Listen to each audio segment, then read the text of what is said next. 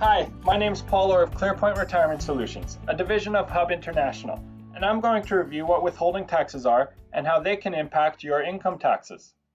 Withholding taxes are the amount that a financial institution is required to submit to the Canada Revenue Agency on your behalf at the time of withdrawing from retirement accounts.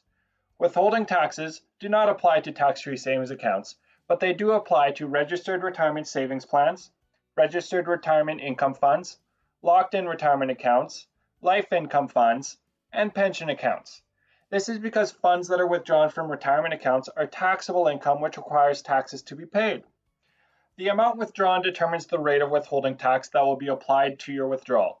With the exception of Quebec, the withholding tax rates are the same for all provinces and territories, which are 10% for amounts of $5,000 or less, 20% for amounts of more than $5,000 up to and including $15,000, and 30% for amounts more than $15,000.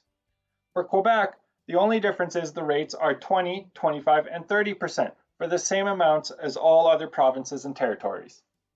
Now, there's an important difference between what is withheld at the time of withdrawal and what will actually be owed in taxes, otherwise known as a marginal tax rate.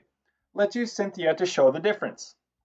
Cynthia is 44 years old, a single mother of 2 children who live in Alberta, and she recently lost her job and plans to use her registered retirement savings plan to pay monthly expenses until she finds new employment. Cynthia withdraws $10,000 from her RRSP, which 20%, or $2,000, will be withheld and submitted to the CRA on her behalf, leaving her with $8,000 deposited to her bank account. To determine what tax Cynthia will actually be required to pay, let's look at the Alberta 2020 tax brackets. Before being laid off, Cynthia earned $60,000 year to date, putting her last dollar earned in the 30.5% tax bracket.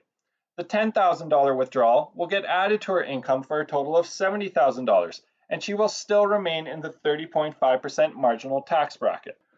The required tax on Cynthia's $10,000 withdrawal is $3,050. However, only $2,000 has been withheld, leaving Cynthia with a $1,050 tax payment owed at the tax deadline.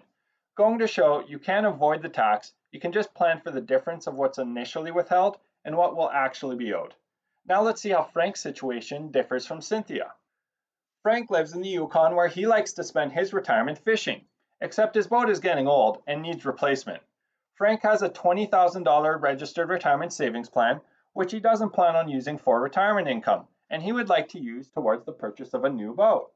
When withdrawing $20,000 from his RRSP, 30% or $6,000 will be withheld and submitted to the CRA on his behalf, with $14,000 being deposited to his bank account.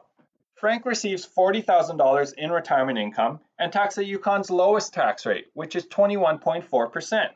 However, the $20,000 RRSP withdrawal, which gets added to his income for the year, moves him up a tax bracket. A common error people make is now that Frank has moved up a tax bracket, he is taxed at the higher rate on all of his income. However, this is not the case as Canada's tax rates are progressive, meaning Frank will only be taxed 21.4% up to $48,535 and 29.5% on the remainder of the withdrawal. The actual amount owed is $5,208. However, $6,000 has been withheld, creating a $791 tax refund.